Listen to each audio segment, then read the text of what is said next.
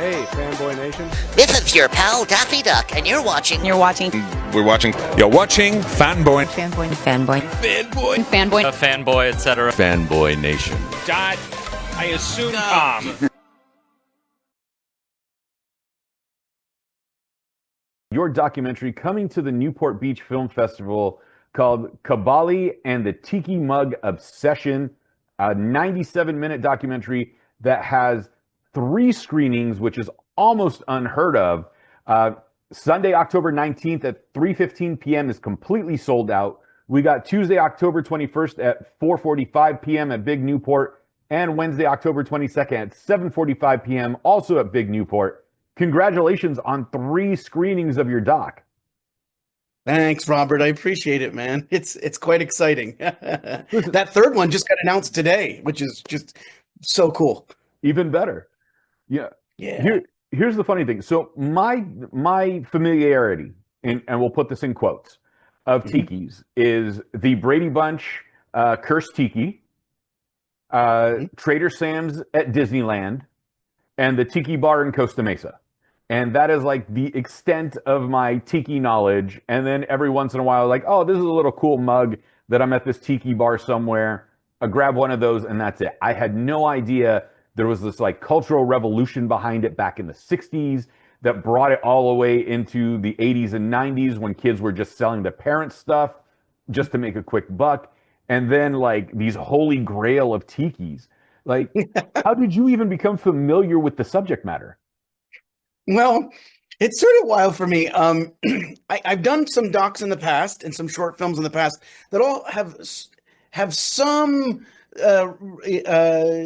little bits of retro culture. My last documentary was on burlesque. It was about a 68-year-old lesbian burlesque legend that invented fire tassel twirling. That film was called Satan's Angel, Queen of the Fire Tassels. So that was my last feature doc. But I've done Camp Burlesque. That was a short film with my producing partner, who I've done almost everything with, Tony Marsico, and just various music videos and that sort of thing. I love retro culture. I think it's fascinating. The people that are involved with it, at least in my experience, have just been so cool. They're so knowledgeable. They appreciate art. And the community is just very open. You know what I mean? From hot rod culture to lounge culture to burlesque to tiki, it's just, and surf. It's just a very cool scene in many different ways. Right. But I never thought I'd be sitting there for 97 minutes and going, wow, that's really fascinating about tikis. Like, you know, like you made me sit through 97 minutes going, huh, who knew? Like that was my entire reaction through the entire documentary. It's like, huh, who knew? Really? Oh, okay. So I actually learned something that I never expected to learn. Awesome. And we kept you interested. You did, you know, and Finn, and like early on in the doc, we're not going to give anything more than the first 10 minutes, but Finn, his relationship with his daughter, his stepson, and the notion of opening up his own tiki bar dedicated to tiki mugs. And I was like, this is so niche that it's like one of those places that you have to visit at least once. Awesome. I love it. I love it because folks should. Like, his passion, at the end of the day, like, the movie really is a movie about just somebody's passion, something that they've loved for all these years, and just their drive to make it happen. I mean, it is, that's what it is at its core. And all the people that surround that story, you know, that fabric of people that appreciate this thing, this community that shares with one another, that's what it is. It's like, you know, we did a couple of focus group screenings here in Tucson just to sort of get a vibe, figure out how we wanted to market the movie, right? And almost unanimously, when we did their questionnaires, we did 2 groups of 30, almost, you know, across the board, it was a really good feeling movie. I hate that feel good movie, but it was about a guy's passion and his drive to make something happen. And I was like, awesome, because that's, you know, that's what it's about. And to be fair, I mean, a desert oasis does definitely need a tiki theme. I mean, you're in Arizona. There's no water for miles around, like let alone 150. Right. I Yeah. know. We not to give anything away, but we do start off with those master shots of just like, okay, this is where you're at. You're in the desert, Yeah. Yeah. When you get to see Finn's passion, it's almost infectious just being on this side of the camera.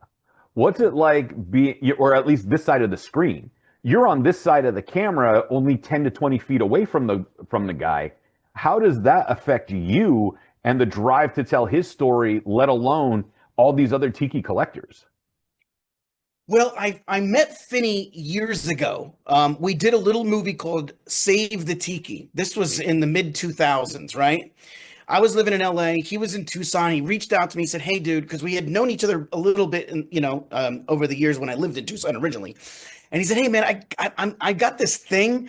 I'm moving this giant tiki head from like a magic carpet ride golf course across town to downtown 4th Avenue in Tucson, and I got all this footage, and it's gonna be this crazy thing, and I think it'll be cool, like movie. What do you think?" And so I said, "Okay, cool. Let's see what you got." And we made this movie. Doing that short film introduced me to Finney and his just. I mean, our movie is called The Tiki Mug Obsession. Right. When Finney gets going on something, he really does become obsessed with it, and there's just nothing that's going to stop him. So when he reached out to me about this project, this was just after, like, kind of when COVID was going to happen, like just kind of getting out of COVID. Mm-hmm. I had moved back to Tucson from LA, still editing and working gigs. And he said, "I got another idea." And I hadn't talked to Finney in quite a while. And he's like, "I'm going to build this bar." So we meet at this coffee shop. I said, "Let's talk about it," right? So we meet at this coffee shop, and Finney's like, "I'm going to build this bar, and it's going to be this cool speakeasy type bar. And, it's going to have all this cool stuff. I'm going to bring some artists in from Tucson, and just like throwaway, like talking about bury the lead." He's like, "And I'm going to put all my tiki mugs in it." And I've got like almost 1,000 at that point in time. I got almost 1,000 of tiki mugs, and we're going to put those in there, and it's going to be. And I was like, whoa. Like, what? And he's like, "I got all these tiki mugs." I'm like, "Okay, that's kind of interesting. So let's go to your house and let's see what you got." And dude, all over his house.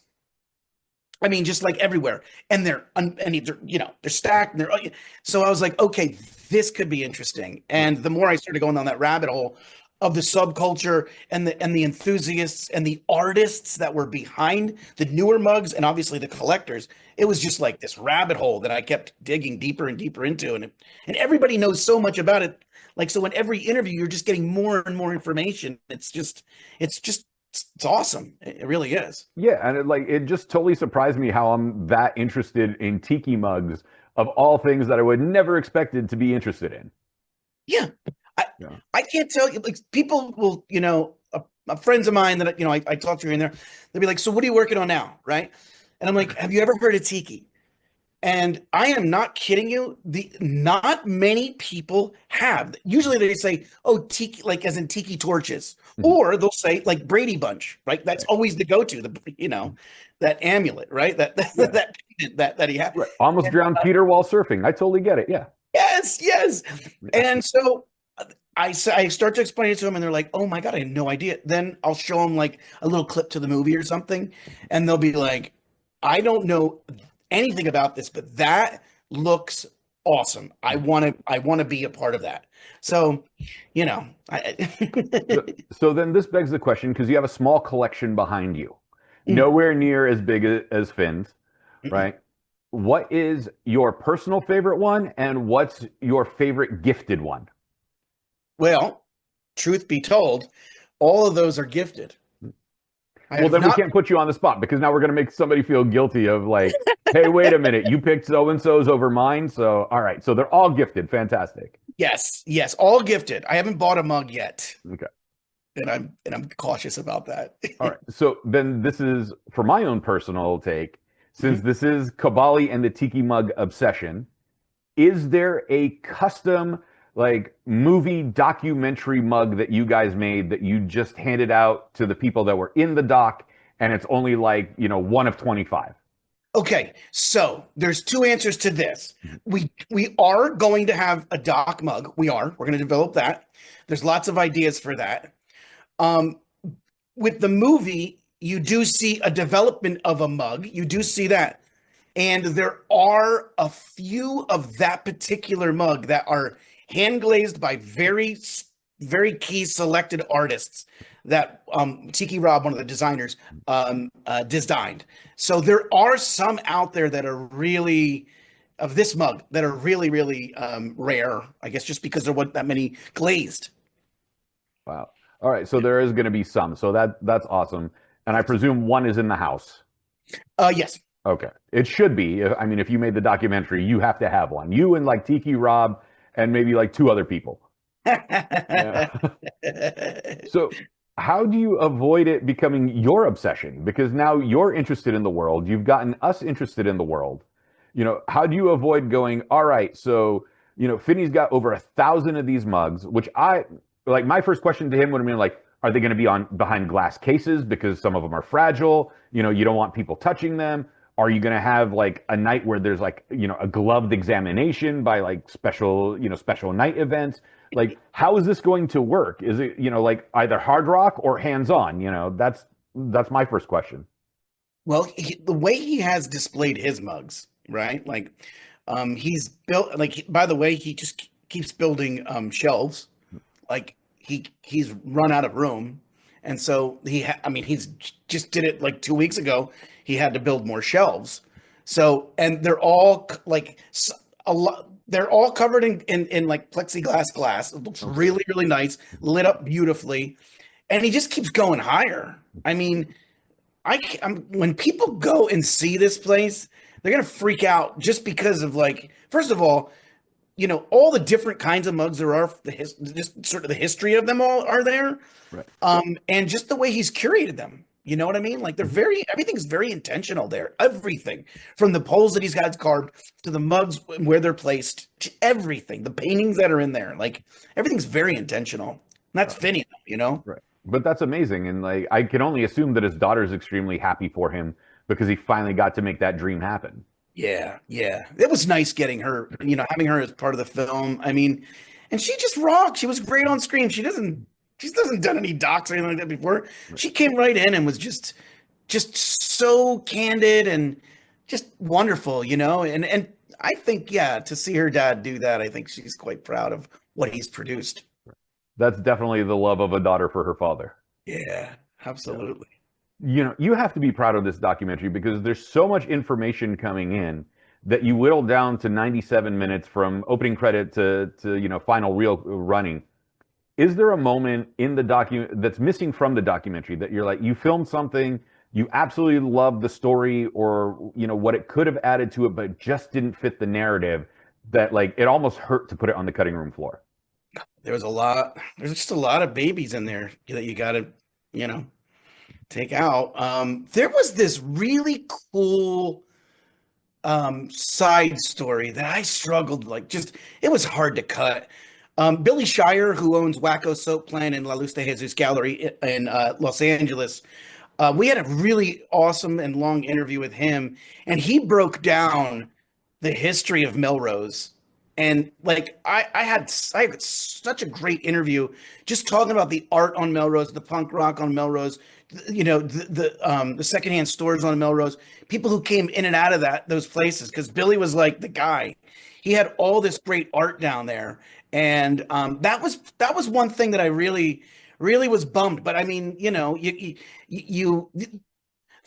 you're doing a doc, when you're creating a doc, it's easy to get caught up on different sideways because, you interview somebody and you're like, oh my God, that's going to be great. That's going to be awesome. That's a great story. And then you can go down that rabbit hole. But when you get in the edit and you're just working the cut, right, day after day after day, in our case, year after year, 3.5 years on this thing, you find things you just have to cut. And that was probably the biggest one that I was bummed about because it was interesting. Well, for guys like me that love bonus features and that love physical media, that would be a perfect, DVD side, what's it called? Mini documentary within the documentary. Yeah. By the way, I cut a lot of those docs, those extra DVD extras. Those are fun to cut. I miss physical media. I am one of those guys that loves to have the tangible.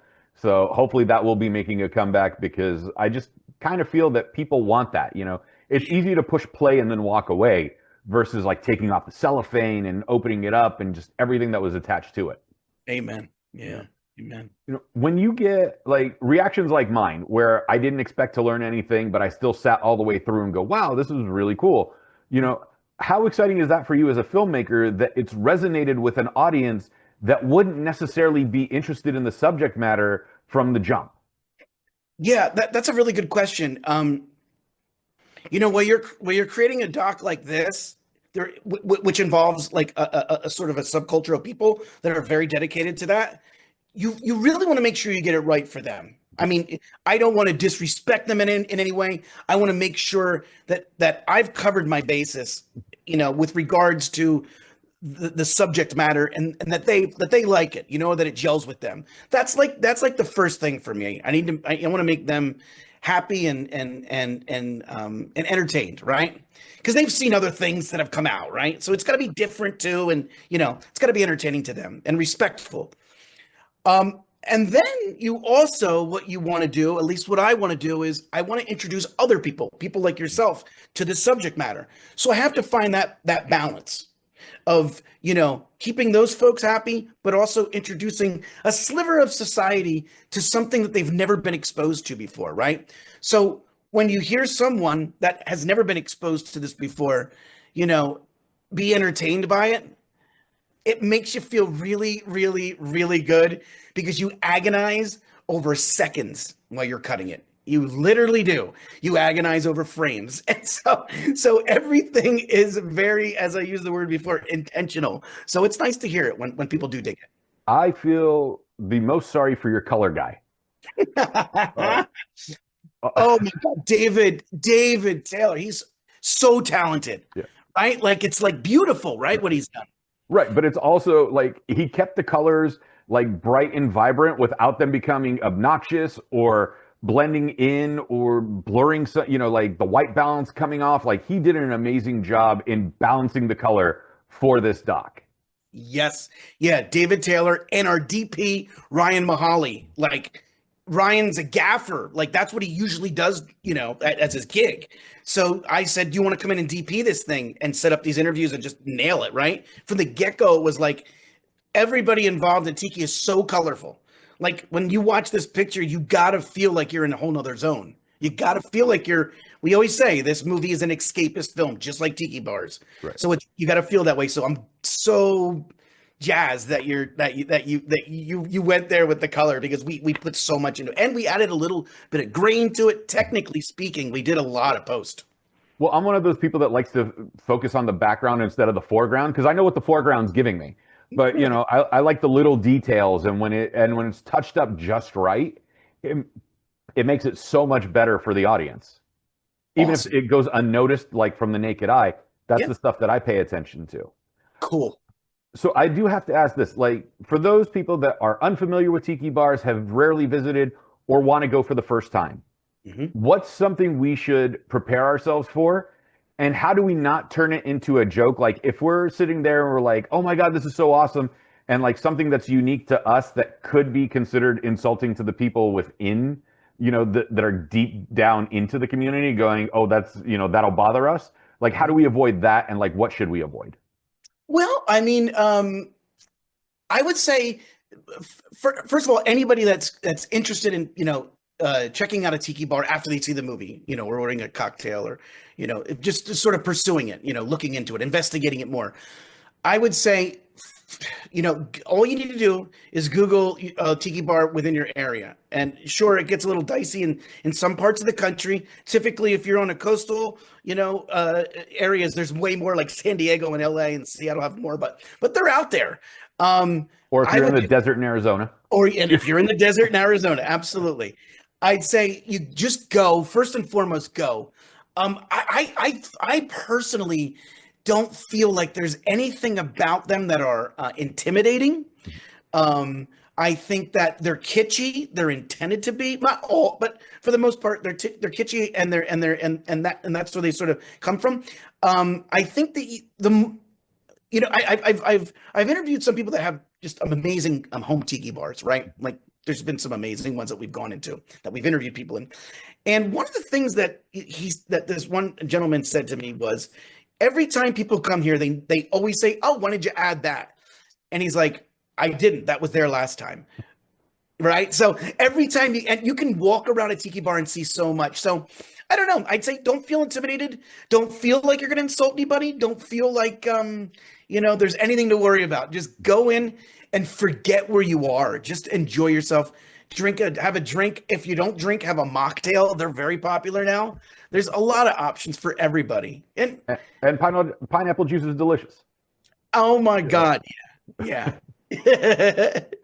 Josh, before I let you go, because I know we are running out of time, Sunday, October 19th is Irish Showcase, and the after party is typically going to be at Muldoon's, which is right next door to Big Newport. So hopefully I'll get to see you there Sunday night, because I got stuff, unfortunately, during the day that conflicts, but I'm so glad I got to see the doc.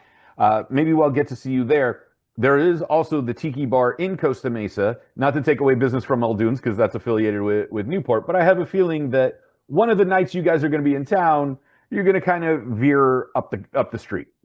Well, I'll give you a little inside tip that you can share with everybody and every friend you have. We are going to have after parties on Sunday and an after party on Tuesday at the Royal Hawaiian, which is just down the road in Laguna Beach. The Martini Kings are going to be playing on Sunday, and Par Avion is going to be playing on Tuesday.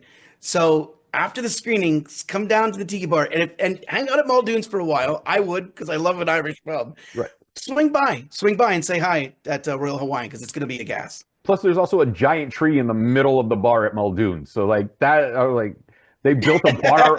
Like, my imagination, and I know I'm totally wrong, but I kind of visualize like we're going to put a bar around the tree rather than planting the tree, because that's just the lunatic that I am. But Josh, where can we find you on social media to connect with you and the film for Cabali and the Tiki Mug Obsession? And you know what? For Finney, let's plug where the bar is and if you got the address. Absolutely. So you can find me on it's Cabali, Cabali _movie. That's on Instagram. That's pretty much where we're at. Finney, I believe it's Cabali Bar. Let me look at that. I think it's Cabali Bar, and that is Cabali Bar on Instagram. Yeah, it's Cabali Tiki Bar on Instagram. That's where you can go and see what's happening with the bar.